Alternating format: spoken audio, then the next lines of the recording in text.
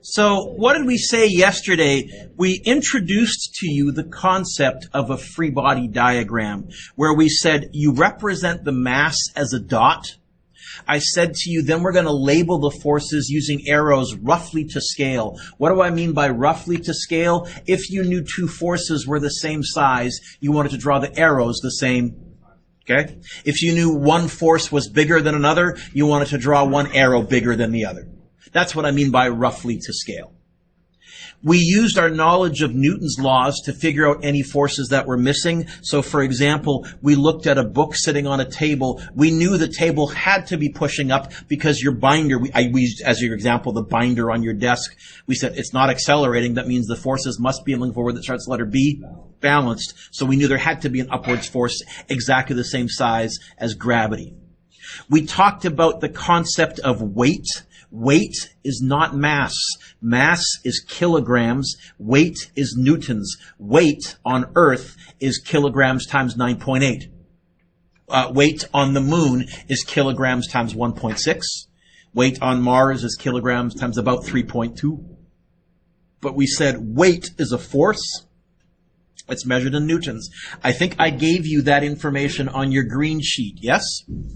But I'm also going to argue that Fg equals mg, that's just ma in disguise, but instead of a, we're saying let's use g for the acceleration due to gravity. So far you've only had one equation in this unit, and it's F net equals ma. But then we said we can break F net up a little bit better. If we do a free body diagram, we're going to decide which way are we accelerating. We can figure that out, Ryan, using Newton's first. We're going to call that direction positive. And I said as my example, winner. The opposite direction we'll call negative, and I used winner minus loser, and I'm sure I made some dumb jokes about, oh, you looked at somebody and called them a loser. I would have done something like that yesterday in my lesson, I'm sure, yes? Okay.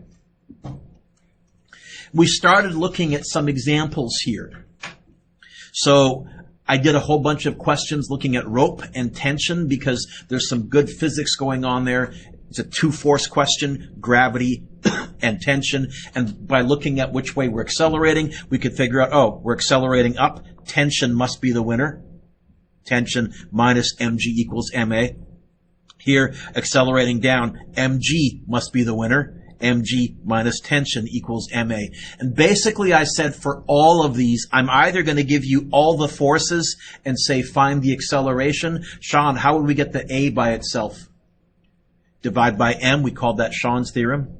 Or I'm going to have you get one of the forces by itself. You'll do that by plussing and minusing. We introduced to you a little trick that I nicknamed the swappy dance, which let you do two at once.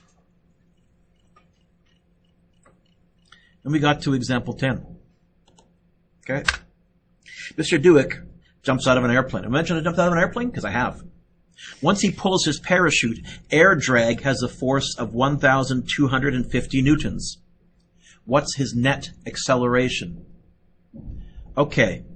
What are the forces in this question? I see air drag. Is there another force that would be acting on Mr. Dewick? Is there more than one force? This is a job for a free body diagram. I'll represent Mr. Dewick with a dot. What are the forces acting on him? Get the obvious one.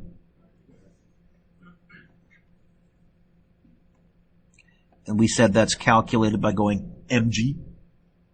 What else? The question tells me. Air drag. Which way do you think air drag would point? Up? Bigger, smaller, or the same size as mg? I don't know. But I can figure it out. On your calculator, could you please quickly calculate mg?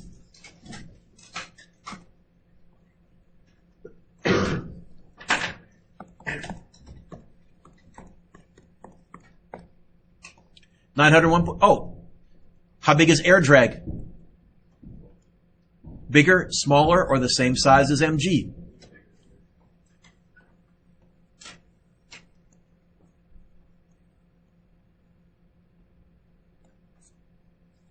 That looks yucky. I should have that all on one side, Mr. Dewick. Let's draw that again, just so it's a little cleaner, so you're not splitting up the word. F. By the way, which way am I accelerating in this question then? Look at the picture. Which way must I be accelerating? How does that work? Which way am I moving? Down. When I pull the parachute, do I speed up or slow down? I'd better be accelerating up, otherwise I would die. Okay? I'm moving down, and this is going to be a key concept that I'm going to keep coming back to. We have to distinguish between movement direction, velocity direction, and acceleration direction. They don't have to be in the same direction. Where clearly velocity is down, but yeah, I'm slowing down. The parachute is slowing me down. I am accelerating up. So, who's winning? Look at my picture. Who's the loser?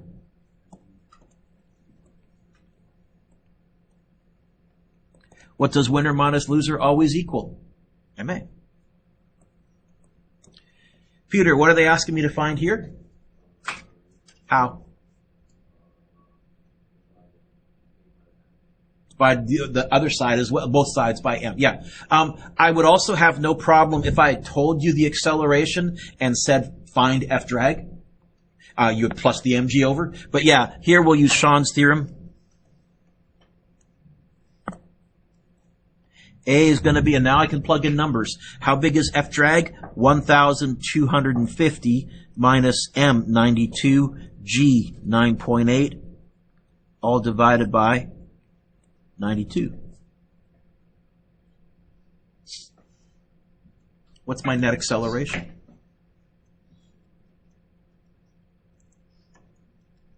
Oh, is this a fraction? Yeah. Is there more than one thing on the top? Brackets around the top. Is there more than one thing on the bottom? Brackets around the bottom.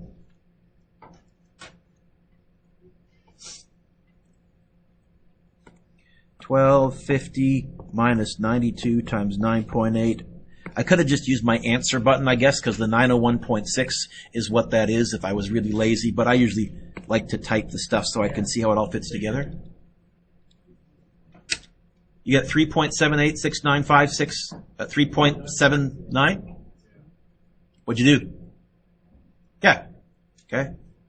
So we'll have to get our calculator swag back a little bit, right, Matt? We can do that.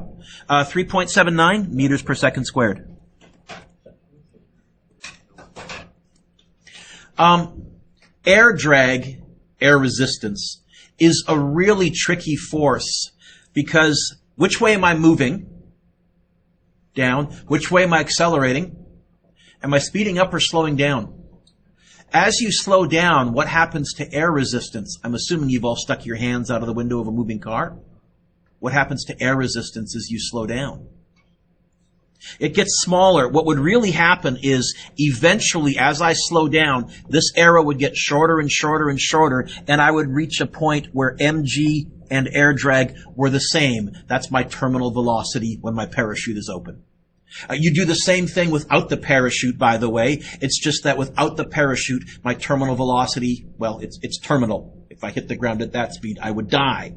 But with a parachute, it reduces my terminal velocity to something survivable. Example 11.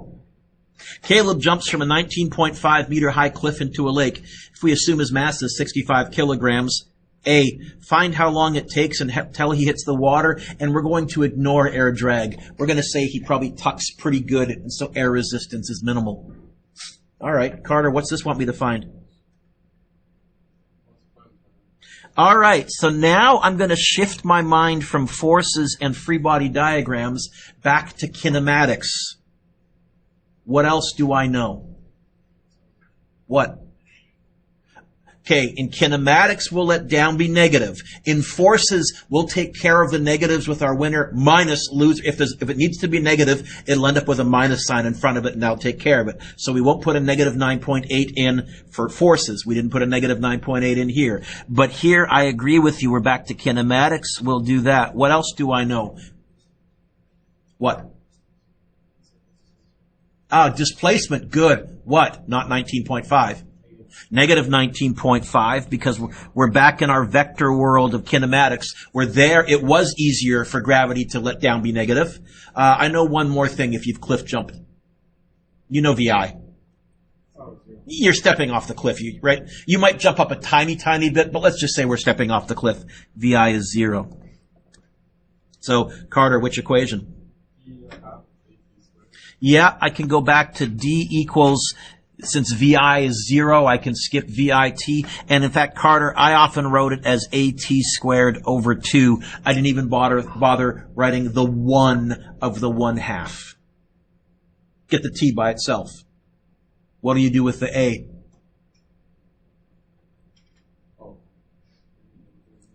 What do you do with the A? Yep. What do you do with the 2? And then how do I get rid of a squared? Okay, can you imagine? So I think we had this. The D would stay where it was. You said I would divide by the A. I would multiply the 2. That would technically be T squared. How to get rid of a square? Yep. Okay. We did that about 3 weeks ago. It's still in your brains. That's still all the kinematic stuff is still going to be fair game. But we're going to build upon it with using forces. It's going to be the square root of 2 times negative 19.5 divided by negative 9.8. This is really close to 20 divided by 10. This is really close to the square root of 4. It's going to be really close to 2, isn't it? Like probably 1.98 or something like that. By the way, 19.5 meters, that's a pretty good cliff jump. Most of you probably wouldn't do it. It's high enough that it wouldn't look that high from the ground. Once you were up there, you would have to really psych yourself up. Okay? Square root of that. So, 1.99? I'll keep 1.99. 2 full seconds of free fall. That's a fair chunk. Okay? Who remembers the world record one that we looked at? I think it was 67 meters or something like that. So this is already a good chunk. Okay. Good. Gurtej, what's B want me to find? Okay. I don't think I'm going to relist everything. I've got it in part A. Which equation? I could do that and use my answer from part A. I could also use VF squared equals VI squared plus 2AD. But since you said VF equals VI plus AT, and I have said to you, look, now if you want to use an answer to find an answer, okay. So sure, let's do that. VF equals VI. Oh, wait a minute. What's VI? So I can just go VF equals AT. Negative 9.8 times, I'm going to write 1.99, but I'm going to use my answer button.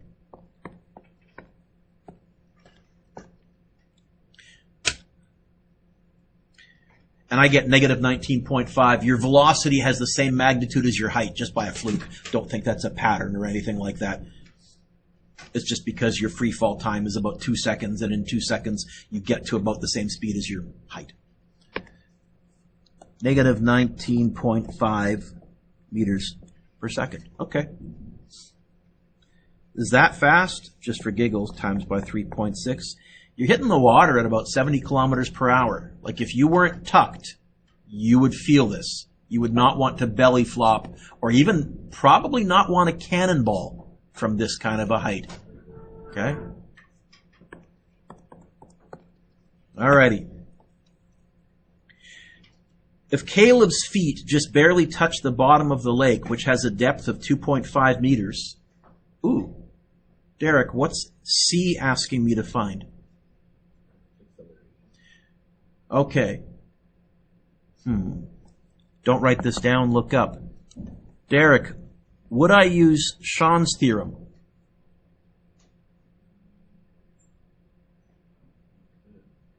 How?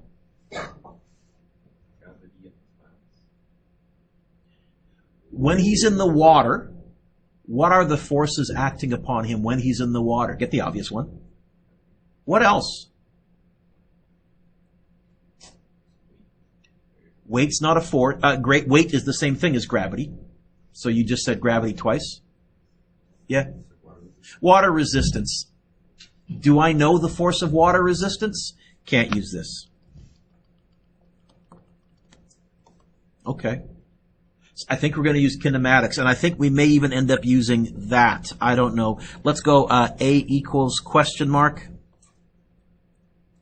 What's that 2.5?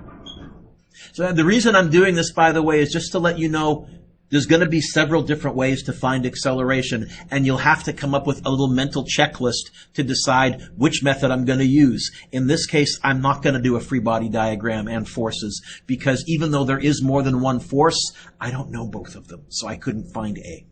Okay? I think... Yeah? What do you think I mean by just barely touch? What am I trying to communicate there? His toe touches? What am I trying to communicate there in terms of a physics concept? I'll give you a hint. I'm trying to say that just as he touched it, he came to a stop. That's two things. I need three things to find a fourth. What's VI? Oh.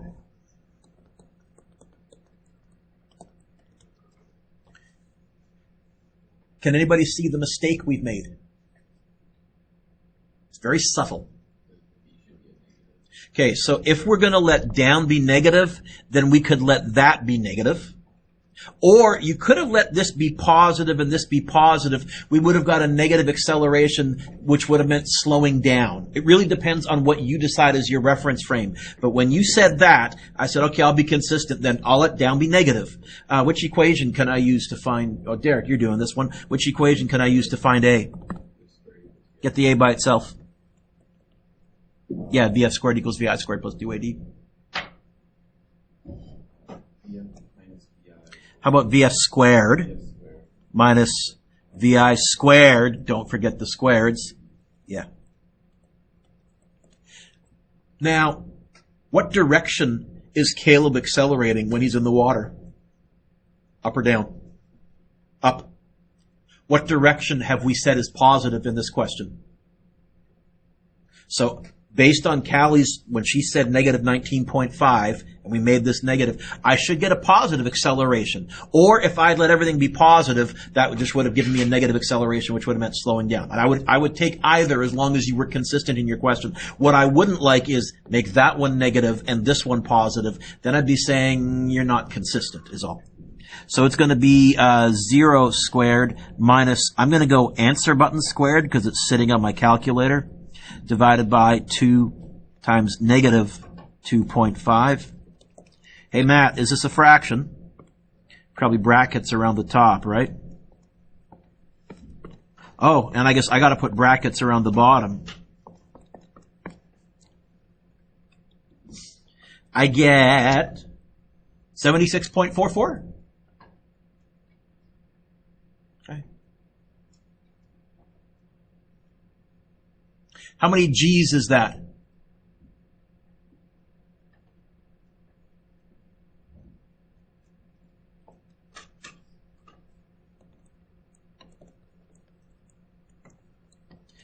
About 7.5. I usually just divide by 10 in my head. This is owie. Water wasn't deep enough. 2.5 meters is only, well, my ceiling is 3.5 meters, so about 3 meters, so a meter less than that. Caleb should have checked that the depth of water was a little deeper. Okay? The water is having to slow him down. In fact, you know what? In real life, he wouldn't be barely touching the bottom. He'd be thumping against the bottom and probably get a jolt up his spine. Okay? Next page. Sorry? For C? I think I had to use VF, yeah. Good question. No. Good question. Because I don't know. If I knew how long it took him to come to a stop that time, but that's not the 1.99 seconds. That's free fall time. I don't know how long it took him to come to a stop in the water. That would be the only other thing that I could use, but don't know it.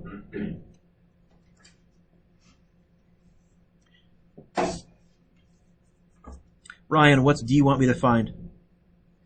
The what force? The what force? The what force? I'm doing this for a reason. Say it again. The what force? If you ever see this is going to be a trigger phrase, and we'll talk about this more. If you ever see the phrase net force, what that's telling you is you can skip the free body diagram and you can go straight from your formula sheet. What does F net equal? You can go straight to F net equals MA. What was his mass, Ryan? 65? Yep. And it's the net force that the water exerted on him. So what was his acceleration in the water? 76.44. Use your answer button.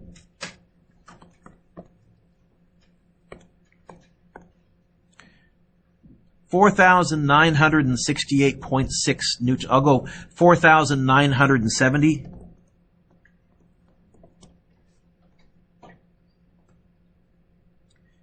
Just to put that in perspective for you, if I swung and hit you with a baseball bat, that's around 5,000 newtons. Okay? So this would be when you hit the water, wow, I'm done for the day, I think. I was dumb and didn't check the depth. Now, if we could increase that distance, what if the water was like 10 meters deep and you went 8 meters down or something like that? Well, if you put an 8 down there, this acceleration gets way smaller. The net force is way smaller.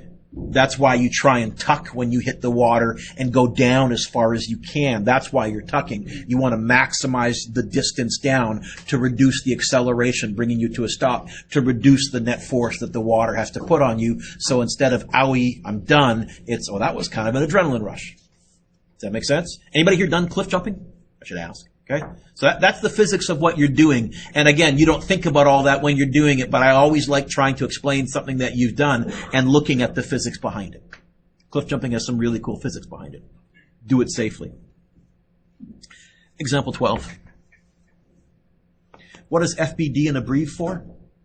Okay, it says draw a free body diagram for a cyclist moving to the right at a constant speed while pedaling. Okay.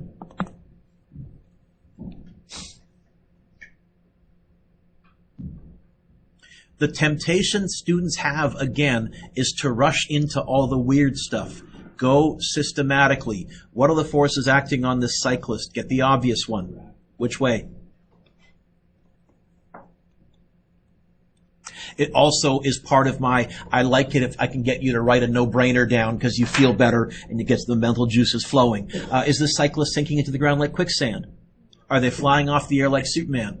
So there must be a force pointing which way? Bigger, smaller, or the same size as gravity? What force is that? What's causing that force? Ground, yeah. And the way I know that, if you just use your imagination and somehow, like a magic trick, had the ground vanish so that the bicycle was in midair, it would start to accelerate down. So yeah, the ground is the thing that's applying the force up. Okay. Let's see. We're moving to the right at a constant speed while pedaling. So I guess we're going to have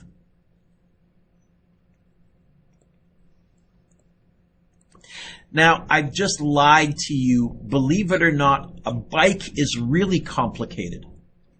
Because when you're pedaling, you're tracing out a circle with your feet.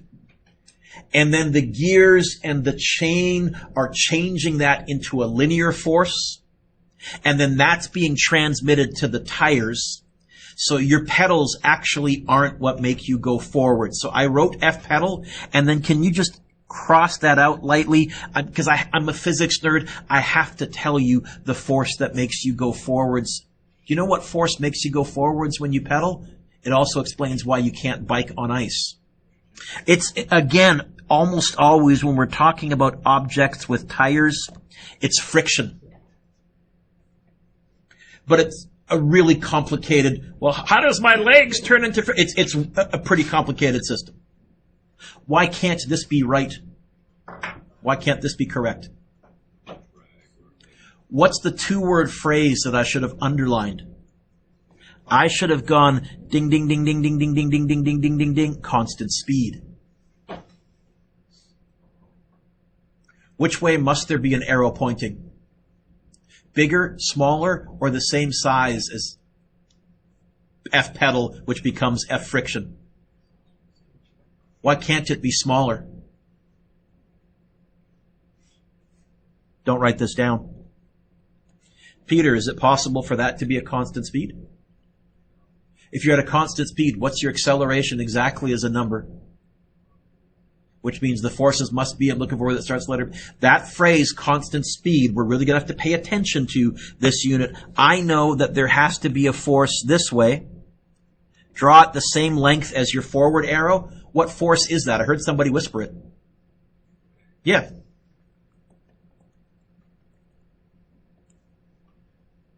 What if I want to accelerate, but I can't apply any more force to the pedal? I've maxed out my legs. What can I do instead? No, on level ground, what can I do? Think what you've watched on the Tour de France. Yeah.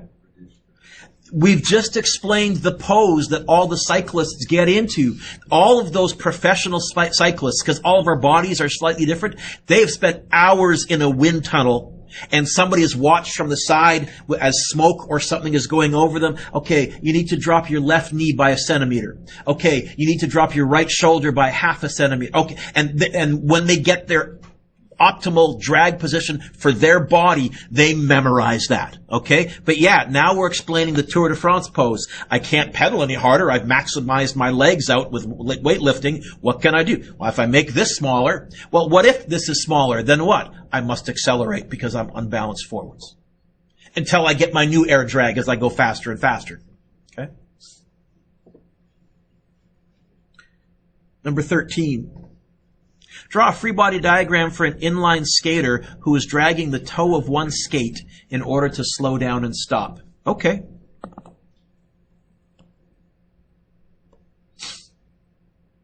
What are the forces acting on this person? Get the obvious one.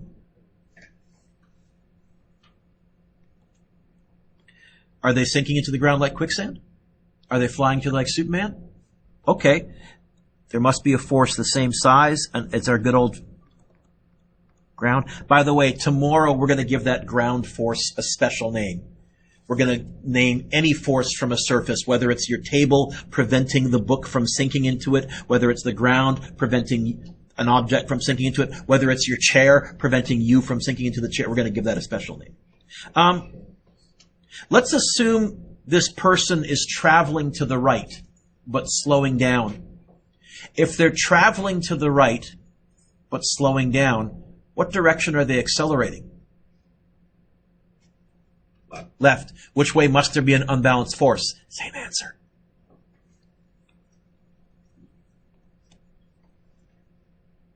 That's got to be there. What force is that? It's friction again. We're going to do a whole lesson on friction, but you're going to find friction does a lot of stuff that you take for granted.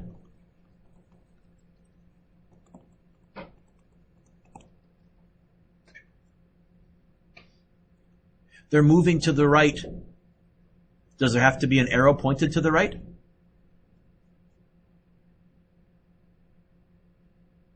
And this is, again, going to be really tricky for us. In fact, I was at a small physics conference, and another physics teacher was getting this incorrect. They were saying, well, they're moving that way, so there has to be a force that way. No. Which way are they accelerating? Is that enough to get them to accelerate to the left? That's it. If we ignore air resistance, that's it. They're moving to the right, but your velocity and your acceleration are very different. All our free body diagrams tell us, Sean, is the direction of acceleration. They do not tell us the direction of movement of velocity.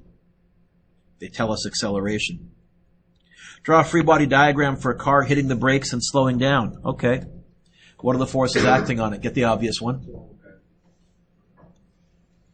The ground again, you say, because we're not sinking into the ground like quicksand? Let's assume the car is traveling to the right. Which way is it accelerating if it's slowing down? Which way must I have an unbalanced force? Same answer. This is the power of Newton's first law. You're starting to see why I did that big rant about it, okay? What force is that?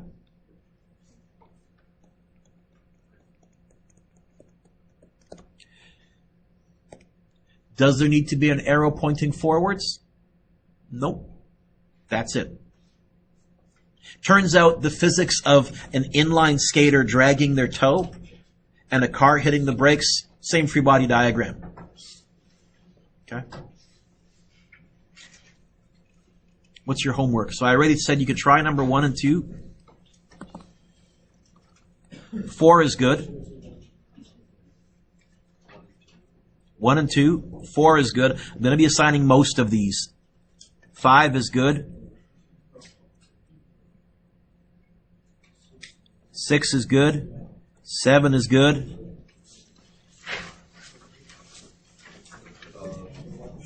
You can skip 8. So far I've assigned everything. I'm assigning 9. 9 is a challenge. So that's why I'm putting a star next to it. I've assigned everything, but I skipped 8. It's called the attention span, my friend. Okay?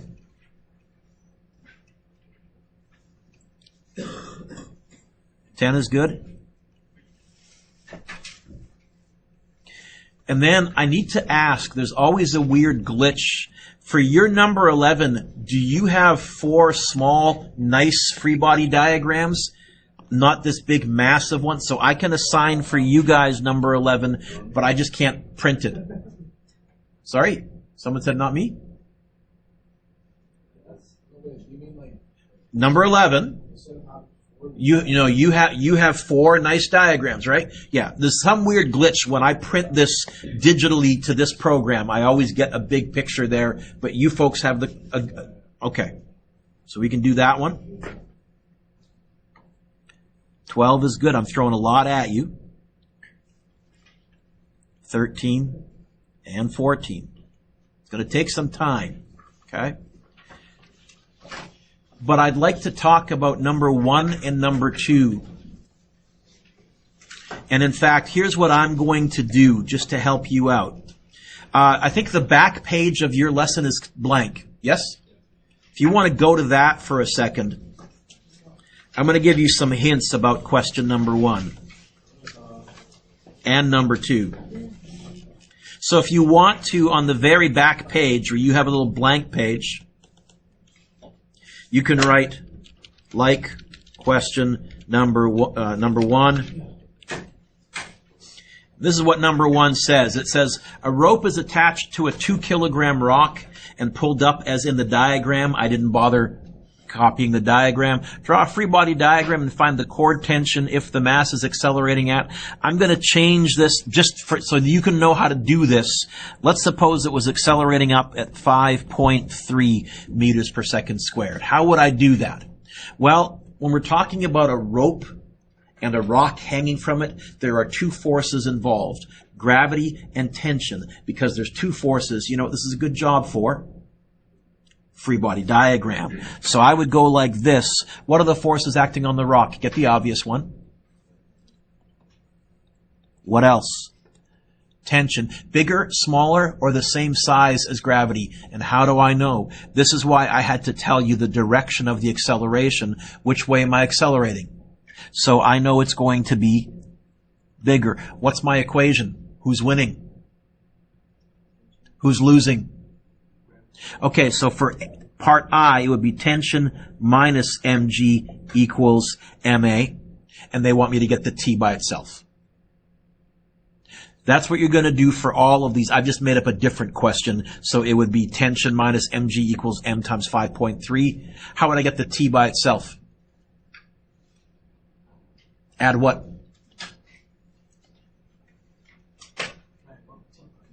How would I get the T by itself? What do I want to move over? Yeah, add the mg. Okay? In part 2, where it's down, again, do a quick free body diagram. I think you'll find mg is winning, because down, it's going to be mg minus tension equals ma. Get the T by itself. I think there you'll use what I call the swappy dance. So that's number 1. And then I also want to talk is that enough to kind of get you a hint, I hope? Also want to talk a tiny bit about number 2. So question number 2, part I says, what's the weight of a 5-kilogram mass? Remember, weight is mg. And then it wants you to find the acceleration If you look at number 2, what's the tension in part A? How big is mg? Who's winning?